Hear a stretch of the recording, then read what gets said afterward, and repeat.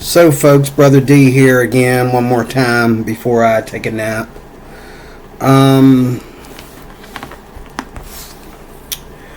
had to get out my Thompson chain. You see how old it is. It's all torn up and that for this video. Because what I was looking for in my open Bible, it wouldn't give it to me the way that I was looking for it. Now the Thompson chain, and you can see my Thompson chain, I had to get out my reading glasses for it because the print is very, very small. Even smaller than my my old MEV over there. But you know what a Thompson chain is. A Thompson chain has the biggest scripture treasury out of all study Bibles other than the Dakes. The Thompson chain has the best scripture treasury ever.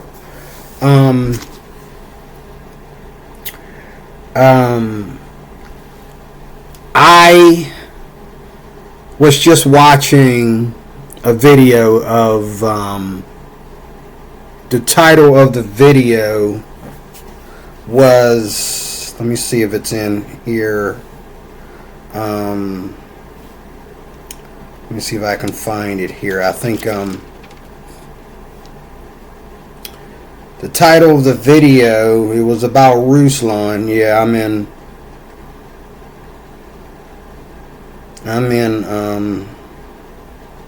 not the channel that I want to be in. But the title of the video was about Ruslan. Ruslan KD, if y'all know who that is.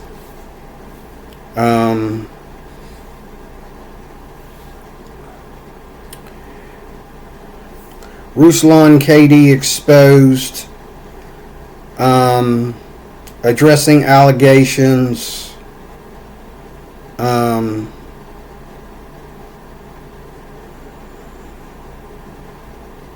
and the video that I watched, there's a bunch of people. Wow, Ruslan, you do got some issues though. What is this? Ruslan is being exposed. He's all over the.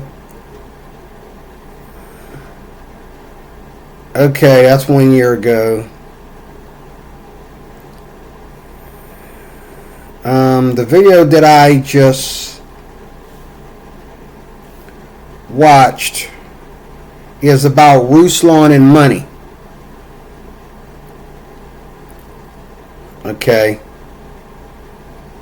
But I want to watch the video that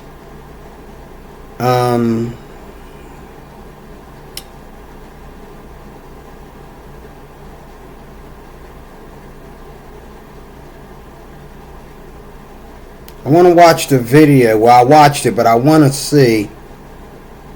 Ruslan KD faces heavy scrutiny for Christian business practices. Okay. Yeah, that's what the video was about, but that wasn't a video I watched. So a bunch of people are here on YouTube going after Ruslan.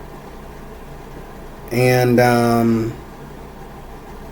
forget the title, what the title of the video was. Let me look at my history and make sure. I want to give you the title of the video because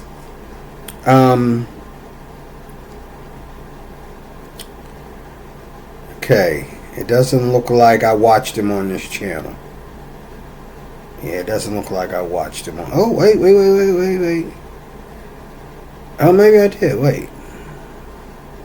Maybe I did. No, I didn't. Those are playlists. Wait, let me look at this. Okay, we got. Oh, yes, it is. Here he is. We need to talk on why they are exposing Ruslan, and it's by JP Uncut. We need to talk about why they are exposing Ruslan, KD, JP Uncut, and he's on there with. This went on for 5 hours. You don't want me to take you there. But it went on. Oh, that's cute. Oh, look at a little puppy. Oh, that's cute. Oh my God, that's a toy? I can't believe that. I thought that was a real dog. Wow. Let me get off here.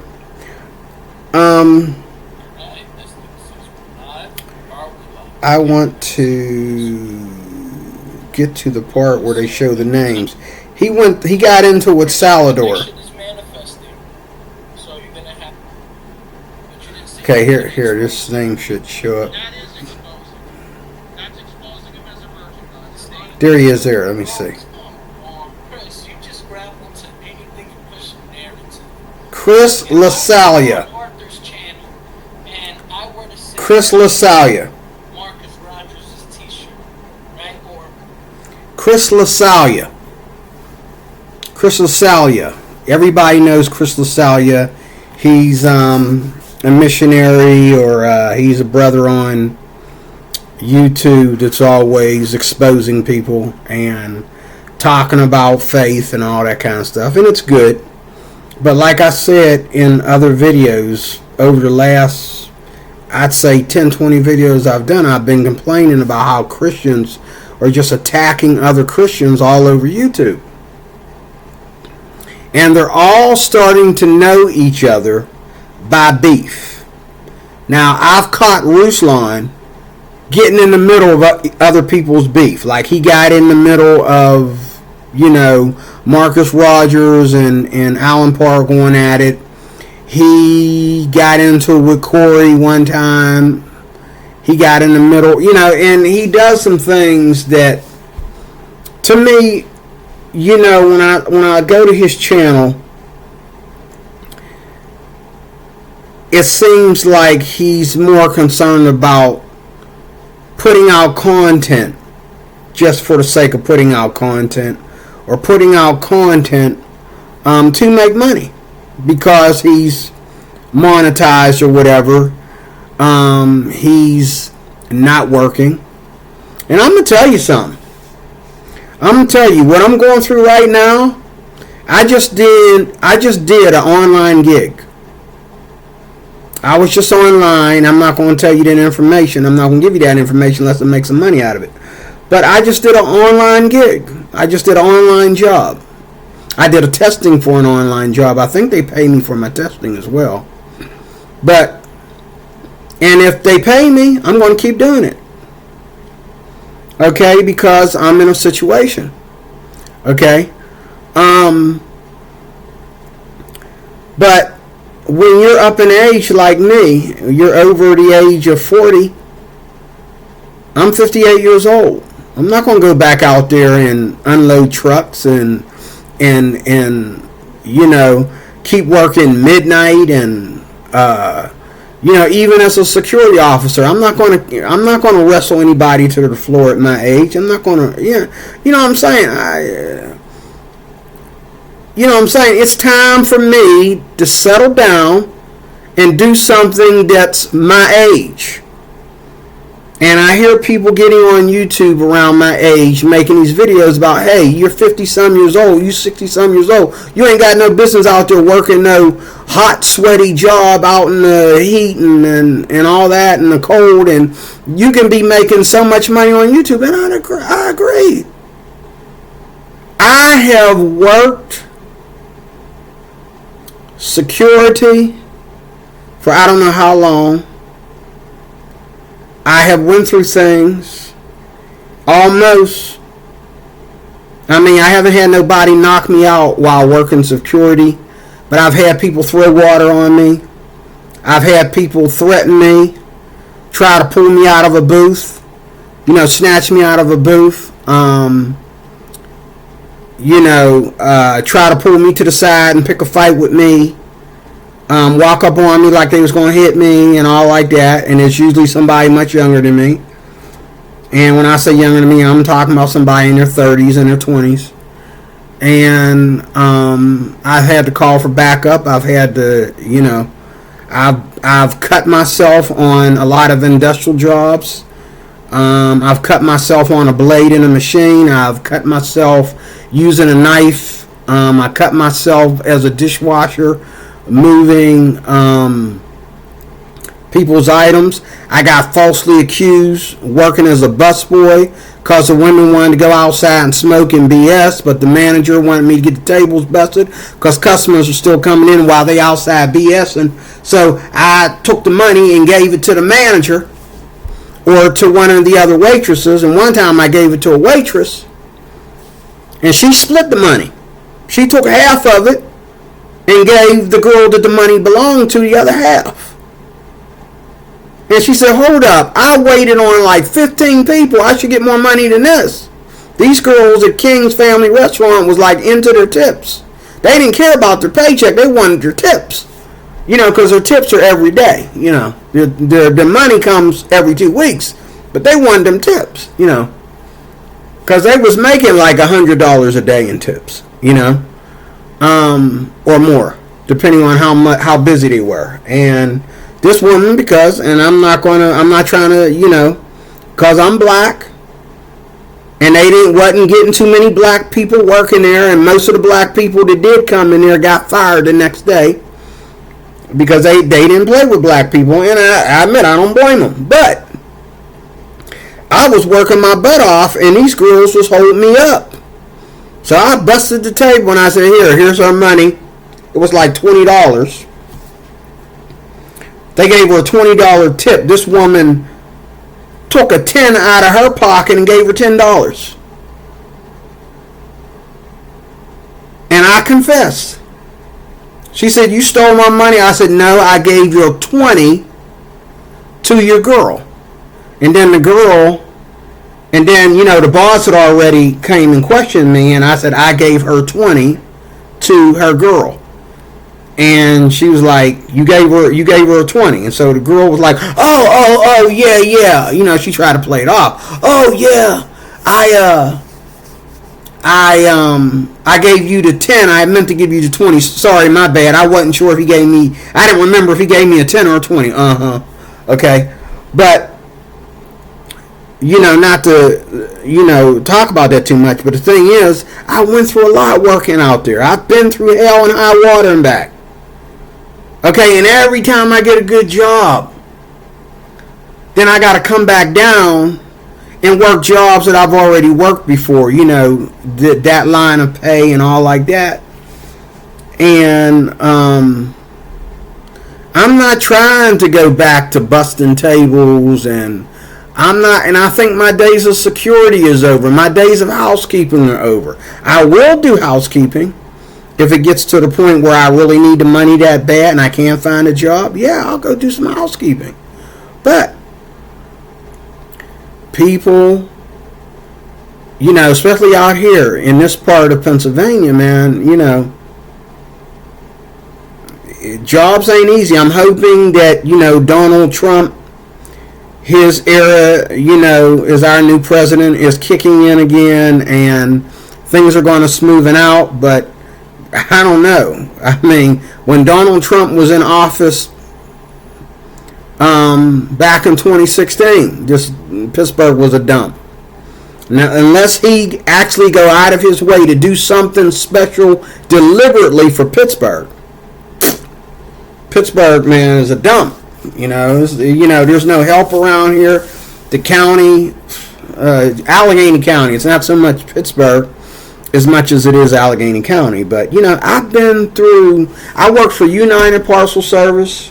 I've cut myself. I injured my back. I got a bad disc in my back. And there's certain jobs I won't do. I'll claim disability. There's certain jobs I won't do because I got a bad disc in my back. And from, you know, working in them feeders, preload and reload, oh my goodness. Me and all the people that I work with in those feeders, we all got bad backs. And we did everything according to the instructions. You know, the whole knee bending thing and everything. We did all that. You know. But I've spent so much time in security, so much time in housekeeping, and so much time in industrial. I worked for United Postal Service for, 4 years, I think? 4 4 or 5 years, I think. I worked for them. I could have become a driver, but my ex-wife was talking me out of it. She's worried about how many hours I was going to be working, and they were kind of talking me out of it. You never let nobody talk you out of anything, but I don't know. I've had so many jobs, especially industrial jobs. Oh my God, I've worked machines. You know, I worked at the chocolate factory. I was the fastest packer. And I'm going to tell you, I was the fastest packer. It was me and a girl. We were the fastest packers out there. They brought these people in from out of the country one day. They were going to offer these German people, because the company, you know, was ran by a German group, and some of the students that were coming there were German. Okay. Now the family, they didn't consider themselves Germans, but the roots, you know, their actual country that they live in, you know, were German, but they've been here for like 8 to 10 generations, you know. They never seen Germany, but because they were by blood Germans, they supported German people, and so they had like this, you know, relationship with Germany, and they treated German students nicely. But they brought this group in. German boy took my job from me. He left, and I moved up the ladder to do his job. Then he came back and bumped me out of his old job. He went home to go to school, came back, bumped me out of his old job, and got a raise for it. Okay? I got a $2 pay cut for him coming back here from Germany. Okay? You know, this is how they do it. And but one day there was a German group that came in. I think they were German. They said, "D-Roy, come here, show them how you pack that candy so fast." And I showed them how I just, you know, just like that, you know. And they were like, so if he can do that in like 2 seconds, if he can do 12 bars in 2 seconds, that means, and they were like, okay, you got a deal. And there was another girl that worked on a different site. She was a section leader over there. They had her show how she would do like 3 boxes in like 5 seconds. You know what I mean?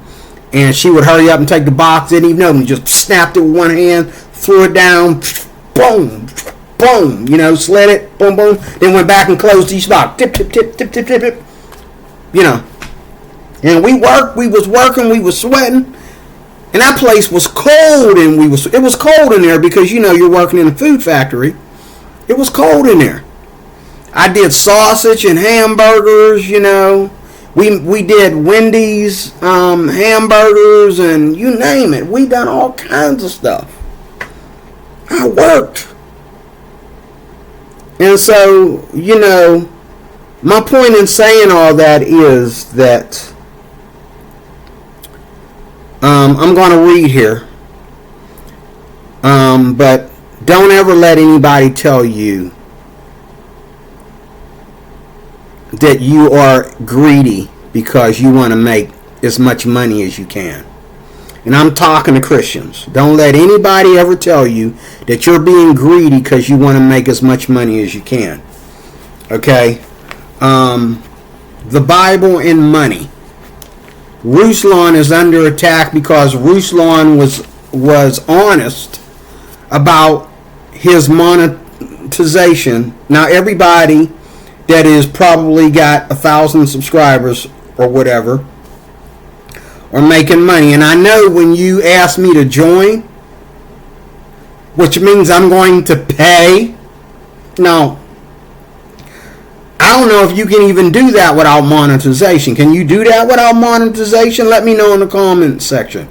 Can you monetize your videos or I'm sorry, not monetize your videos and then ask people to join and they pay you just for the just for certain videos that are special, that are only for their members, you get to, I don't know. But I know every Christian on YouTube has a join thing where you subscribe and then you can also join. So first of all, they're all making money from members only. I don't know anyone that's not. And then two, most people on YouTube, and I'm getting ready to monetize myself, most Christians on YouTube are monetized. That means that they got over 1,000 subscribers and are getting paid for it. Okay? But yet all these paid Christians are yelling at other Christians because they're making money, and they're like, oh, because they're honest. Well, yeah, Ruslan is saying he wants to make 7 figures. I saw a video where he said he wanted to make 7 figures. And he wasn't saying that he wanted to make 7 figures off the ministry alone. He said between the YouTube merch that he's doing and the content and everything that he's investing in his channel, he should be able to make 7 figures. I don't see nothing wrong with that. The man has a family. I have a family too, but all my kids are grown, and I ain't got no wife. Okay, I would like to make 8 figures.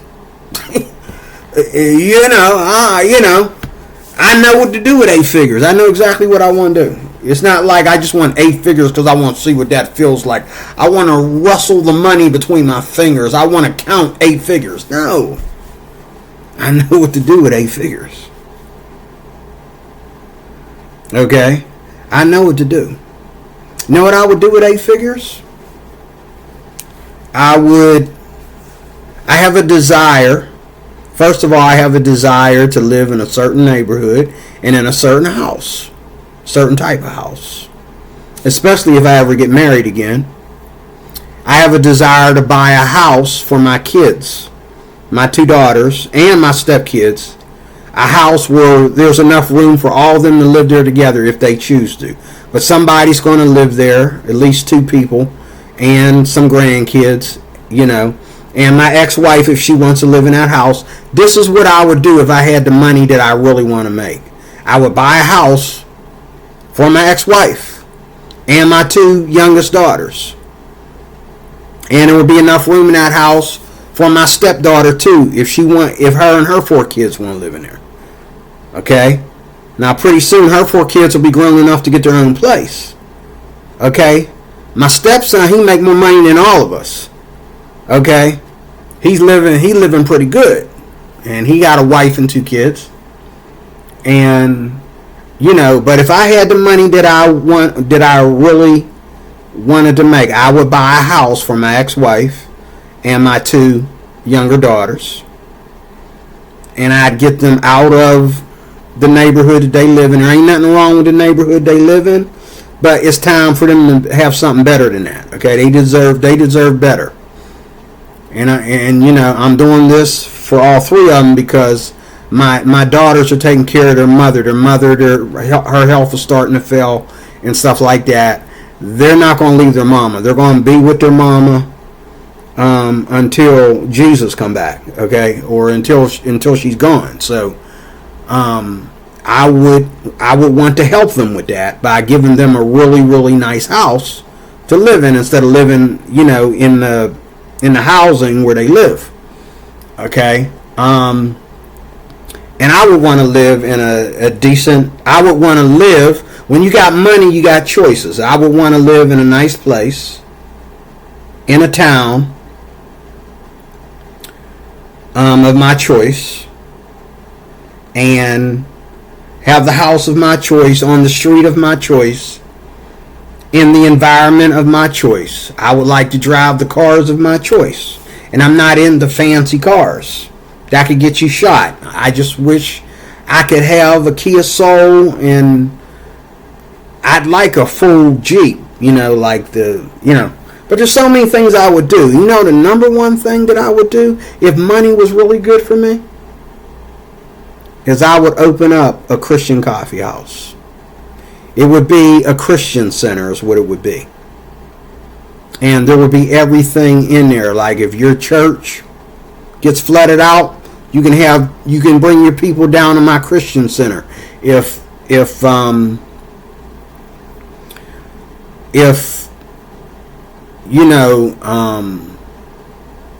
you need something, we got a pantry down at the Christian center. If you and then Fridays and Saturdays we have concerts, and just like the coffee house that I currently go to out in my old hometown, we would have Bible study once a week, and it wouldn't matter to me what denomination. I'll probably pick about 3 different churches in the entire neighborhood and give them the key. Okay, I would have so many keys. I'll probably have about 3 keys. I probably have 3 or 4 churches on my team that I trust, that I've come to know, and gave their pastor, a key to my house, my Christian center. And they can come down there and worship. They can do, they can rock the house out for the young people. They can come down there and do plays and concerts, and we can do, different things. We can feed the homeless. We can do so many different things for the Lord with my Christian center. That is something that has been on my heart that may not happen. Okay? In this lifetime. And it ain't going to need to happen in the next lifetime. But that's something that's been on my heart. To open up a Christian center to where everything is in there, and we can all get together and connect with other churches, and Christian singles can go in there and meet Christian singles, and husbands and wives we can do things for husbands and wives, and you name it. Okay, there's so much we could do. But for the sake of time, I'm going to put this into 2 parts and pray for Ruslan. I don't know exactly what's going on with Ruslan. I think personally that Ruslan should keep his mouth quiet about his money. Nobody's paying attention to, because they don't know how much money he's making off of YouTube. Now, some people criticize the merch and all like that. If I were to make the money that I want to make, okay, you would never know that I make that kind of money. The only time you would get a clue that I make that kind of money is when I go somewhere as a guest. If I go into a part of town and I go there with a friend, we don't live in that part of town. We're there to visit. I would probably be dressed up in a way. I would probably be dressed up like a businessman in that town. As a black man, trust me, it works out better for you that way. If you visit somebody's town that you haven't been there before, you don't usually go to that town, you're taking a vacation there or whatever. As a black man, for you to get dressed up and really look sharp in their town, you really, really show that you're a guest and that you're there to be really cordial. You ain't trying to just go into somebody's town and make yourself a guest. You hope that they accept you as a guest, okay? That's what that suit represents. But I'd have on my sports coat and my nice little button-down shirt underneath. Even in the summertime, I'd be sharp. I'd be dressed sharp. And the main thing is, if I didn't do this in my last marriage, but if I was to get married again, anytime I take my wife out on the town, I'm going to be looking good. Even if she's wearing jeans and a sweater, or jeans and a t-shirt, I'm going to be looking good. Because everybody know she ain't dating, just some dummy. I want to look like what she's dating. I want to look confident. I want to look, But as far as the car that I drive, I think the most luxurious car that I'd want to drive is a Jeep. A full Jeep. Not Jeep Liberty. Jeep. Like the real Jeep. The original Jeep. 4-door Jeep. Everything on it. Fully loaded. That's the kind of car I'd want to own, I think, as like my number one, my luxury model. I'm not looking at no Rolls Royce. I'm not looking at no Lamborghini, or anything like that. I'm looking at, fully loaded Jeep and a Kia Soul to do my Uber and Lyft with. That's it. 2 cars, and if I ever had the money, to do, if the Lord would ever bless me like that, that's what would be parked on my lawn. The newest Kia Soul and a complete, Jeep. The not the big one, the original fully loaded Jeep. And not the ones with them leather coverings on or whatever. No, it's just the new one they got out now with the hatchback. Not the hatchback, the sunroof. That's good enough for me. Or they have a whole slide roof that goes all the way back. You can slide it all the way back. Actually, it's electronic. You hit a button and it slides all the way back to past the back seat. So both the back seat and the front seat, you're getting the joy of, the Force or whatever. And that would be, that'd be me. But other than that, just the choices is what I'm looking for. My reason for wanting to make money is choices. The more money you have, the more choices you have. Now, depending on how much money you have, you don't want so much money that you need security. Okay? Also, there's nothing wrong with having 2 homes. If you are doing a lot of traveling, and if you're retired, traveling from one part of the world, you pick your favorite 2 parts of the state, or you pick your favorite 2 states, and you travel back and forth. And if you own businesses, you might want to have 1 home near your business and 1 home like 4 hours away or more, to where you're in a totally different world. Okay, people.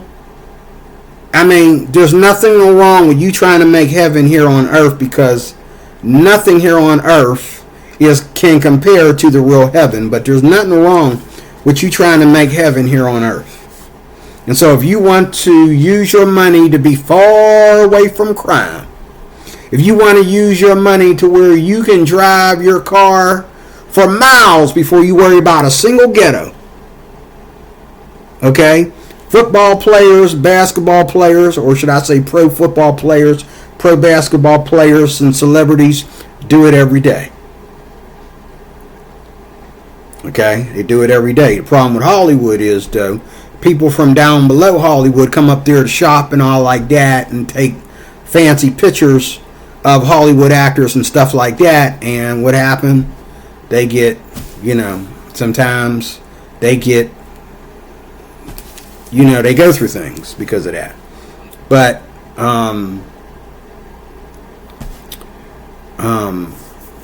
let me read this real quick, and then I'm going to talk about Solomon in the next video. I just want to thank God. He gives me a lot to share. But there's nothing wrong with making money. Nothing.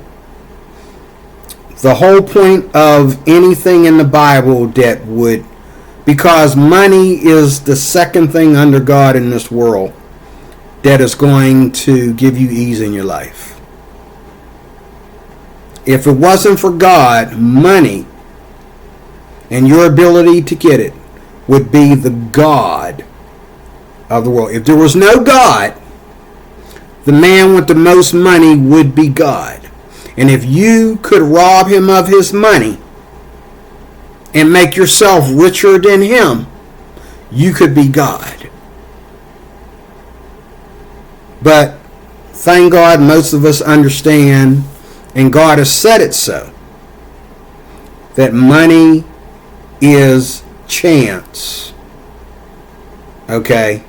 But a lot of Christians think that to actually do the math and know how much money you want to make and what you want that money for, and like Ruslan saying he just won 7 figures.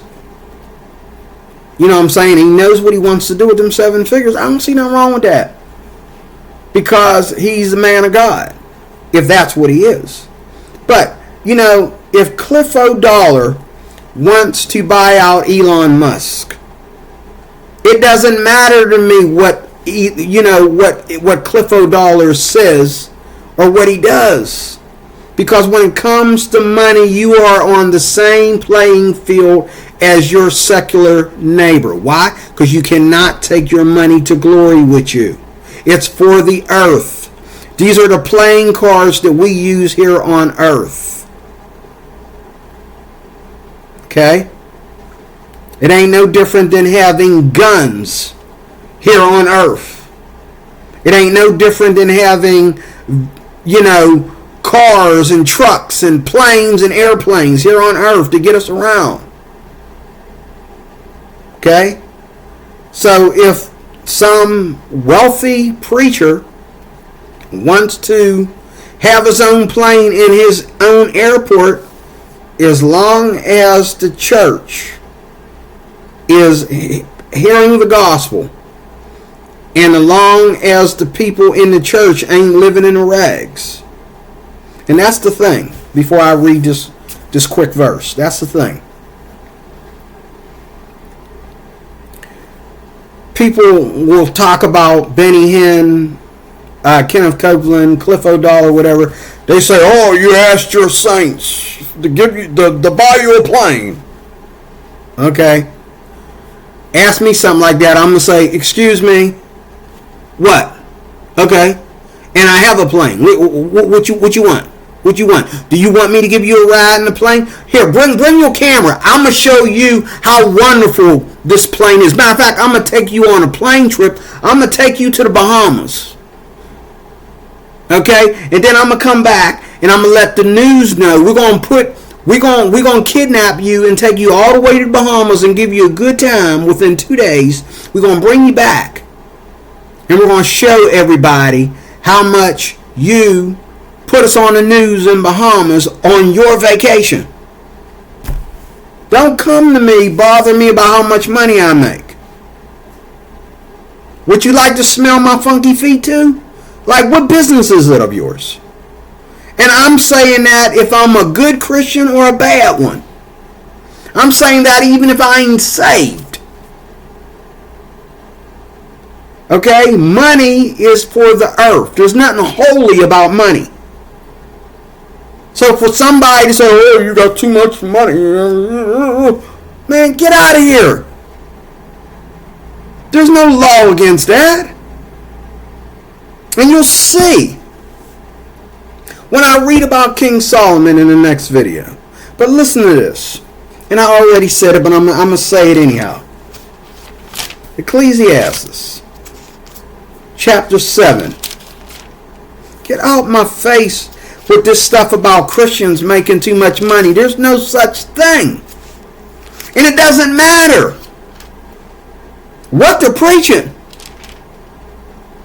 Let me tell you something. We got mega churches here in Pittsburgh that I used to belong to. I drove up there in a Dodge. And it was a nice Dodge. It was fairly new. I drove up there, pulled into the parking lot, turned around, and parked my car in the back of the lot. Went right back to the back of the lot. I didn't even want people to know that I'm driving a Dodge. Now, they don't care. The man was up there waiting to valet my car. We had I went to a mega church. We got valet service. The man was going to valet for free, of course, my Dodge. I parked in the back and walked all the way across this big behind parking lot. And that church was 3 deckers inside. You go all the way up to the top. We look like ants down on the bottom.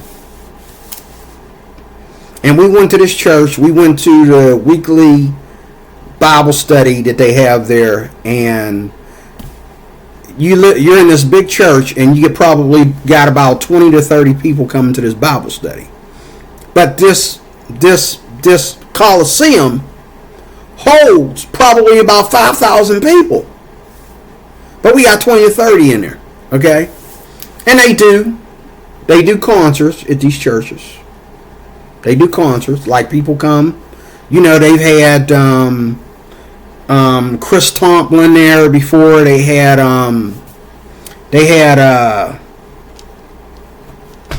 what is her name? I forget her name. You know who I'm talking about. I'm not really into her music, but she's one of the newer ones. She was the one that was on YouTube because she didn't come out and say what she needed to say about homosexuals. What is her name? If I could just get one of her names right, I could think of the rest. Cat? No.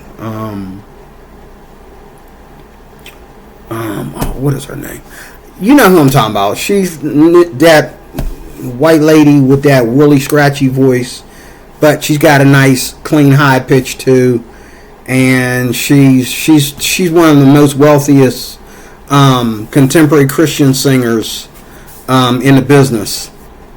But I can't think of her name. Oh, Gazel? What is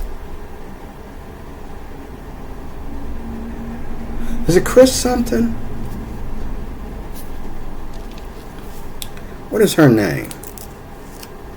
If I could think of a song, I got some of her tracks on my YouTube Music.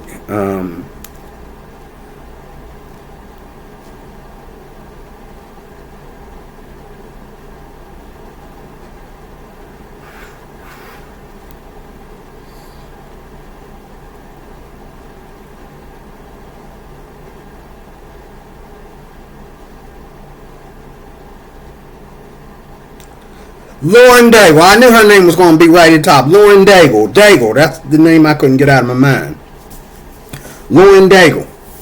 Lauren Daigle did a concert up there. Chris Tomlin. Thompson or whatever his name is. I think Phil Kagi was up there.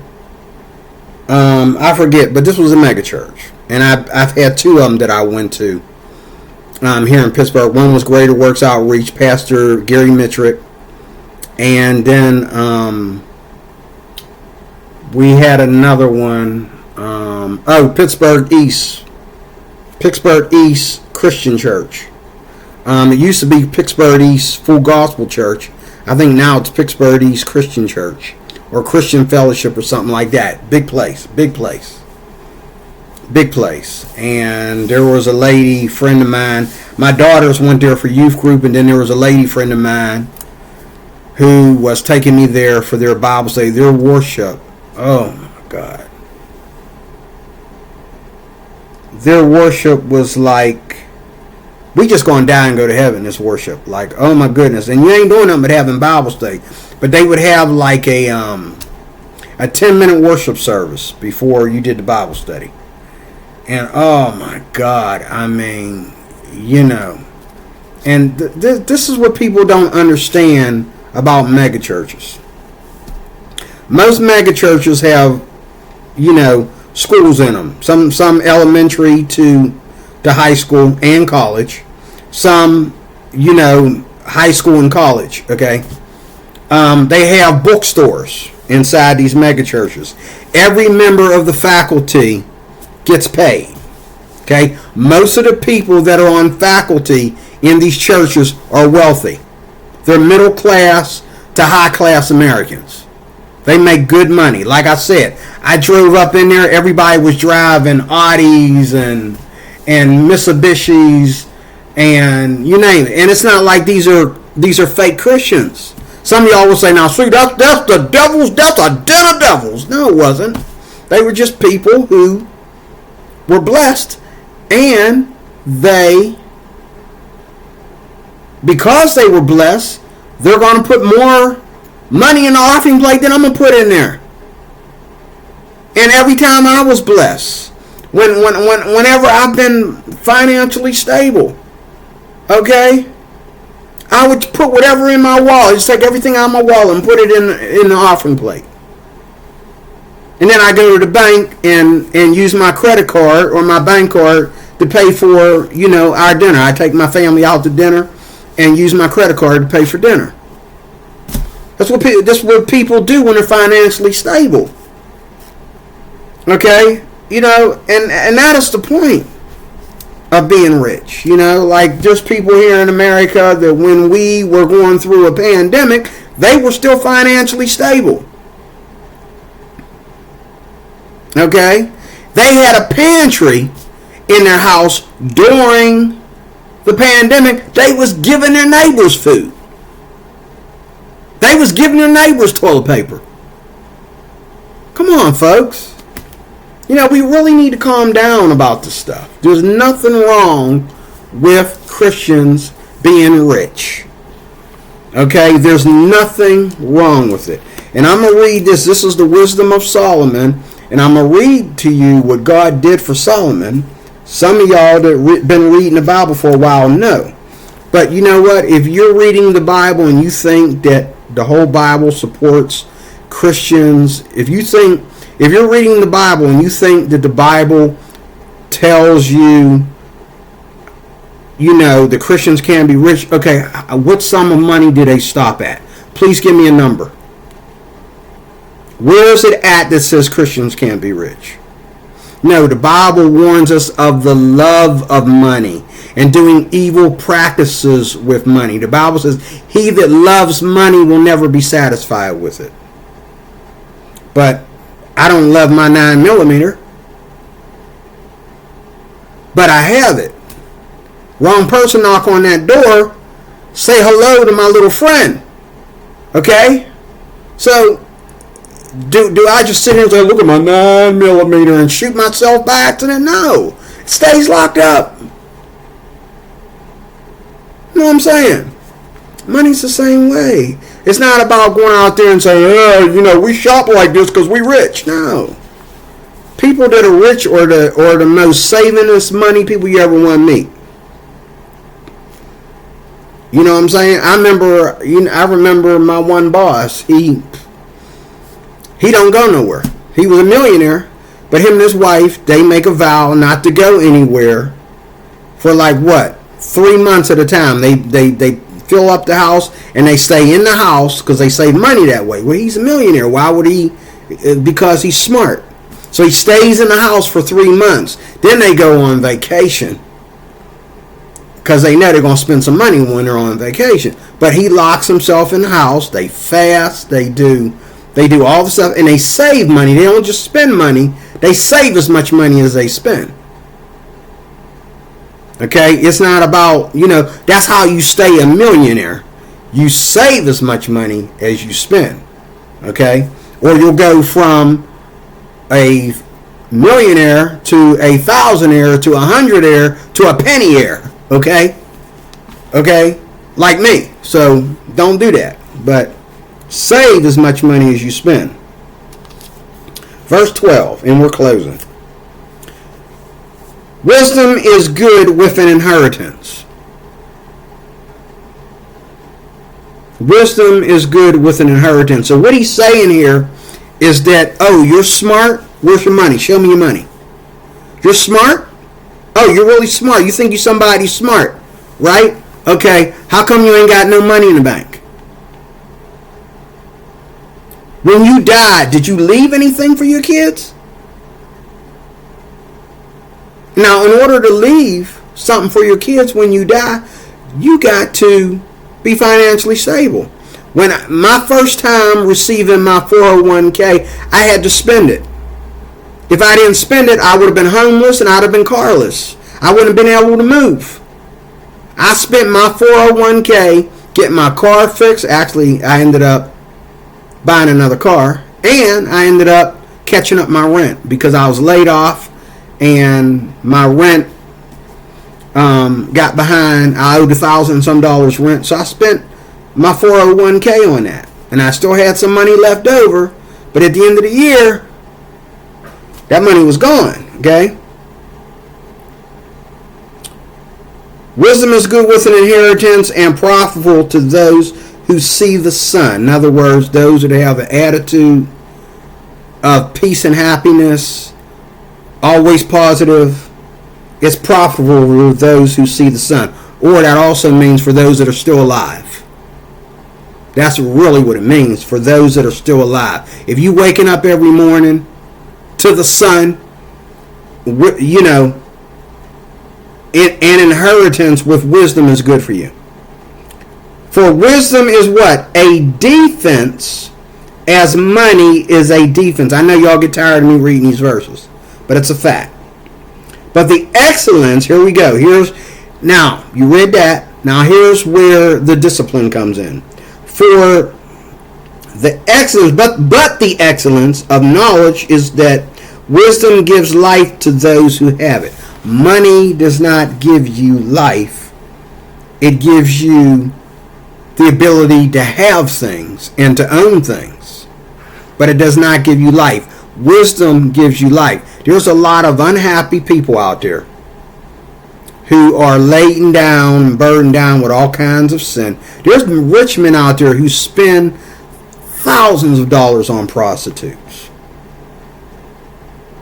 Thousands of dollars on sexual fantasy stuff. They go traveling from country to country. Do you know there's Christian men out there spending a fortune to molest children? It's only a matter of time before they get caught. But the excellence of wisdom, or excellence of knowledge, is that wisdom gives life to those who have it. Okay? Wisdom gives life to those who have it. So I would never trade God for money. No, I'm going to praise and give God glory for anything he gives me.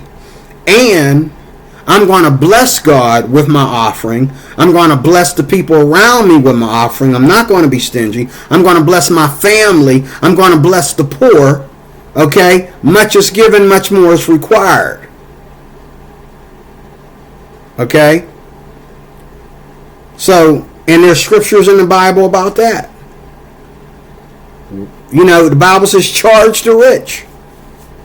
But see, a lot of people take that verse that says charge the rich, and they think that they can come, they thought that they could just go to, what's his name, Joel Osteen, and demand money from him because there was a storm. And I think Joel Osteen did take an offering, but no, they want him to write out a check and end the whole thing, and no. And the people still to this day, because his state was going through something, whatever it was, flooding or whatever it was that year. They thought that he should, and he's thinking, well, my part of the state ain't going through this.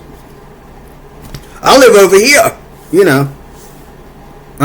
But, there's a reason why we don't just let people charge us for stuff.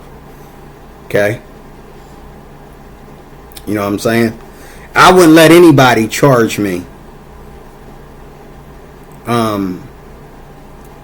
Because I'm going to meet that need before, they charge me. I'm going to charge myself. And I've done it. I have done it. I've done it with my tithes and offerings. I've charged myself when people needed things. The pastor said, pray for us. We're going through this and that. And I said, money's good for me. I just got my income tax. I put $100 in that plate. And the pastor got up 2 days later and said, I wonder whoever put this much money in the offering plate, thank you. And then he came to me later and he said, because he knew somebody went and got a money order to put that kind of money in there or something like that. I forget how I did it. And he's like, "Dude, where did you put that money in the offering? Like, did you give that, you know?" I said, "What you talking about, Willis?" He said, "Well, anyway, thank you, because I know you the one put it in there." But, you know, the whole point of discipline of a Christian that makes money is that you're generous with your offerings and you give to the poor, you support the widows, you know, the homeless and all like that. If I had the money, even right now, I told the Lord, if I was to ever have the money that I need, I'll go downtown Pittsburgh. I will buy a piece of property to put these homeless people in. If the Lord ever blessed me with the money I'm looking for, I would come back here to Pittsburgh and start putting people up in shelters. I would have my own homeless shelter, and I would pay some people to run it for free. I'm not going to pay them daily and by the hour. I ain't got that kind of money, but I would buy a homeless shelter. I would take one of them old buildings downtown Pittsburgh, or rent it or whatever, put the homeless people in there, and I would not only do that, but I would use my money to help these people get on their feet. I would go and get documents that they needed and get, you know, talk to lawyers or whatever I needed to do to get these people off the street and back in a home. But the problem that we're having with homeless people here in Pittsburgh is that there's no more cash benefits. And these people have lost everything. And a lot of them can't go out and get jobs because they've been homeless long enough that their body, it doesn't work. They wiggling down the street, crawling down the street. You know. But some of them, especially these younger cats, they can work. And I would take them off the street and make them work. That's what I would do with my money. Take these younger folks off the street and make them work. And if they cross me because they lazy, they rather live on the street and bum people for money and bum people for everything they have instead of going out and work, they be on the news. I will put their butts on the news. Trust me. But this was a good video. Thank you for watching. And I'm going to do a part 2 of this. I'm going to talk about Solomon. I'm going to talk about more about this topic. There is no law against a Christian making money. Stop letting people talk to you about prosperity preachers and all like that. Okay? You can be, maybe you're wrong for being a prosperity preacher, but you ain't wrong for making no prosperity money. Okay? Because just like the wicked, we're going to leave the money here when we die. We can't take it to heaven and we're going to be the richest person in heaven. No, when we get to heaven, everybody's going to be on the same level. Okay? So, don't let nobody tell you that garbage. It's not in the Bible. It's not biblical. So, we'll talk more in the next video. Thank you for your time.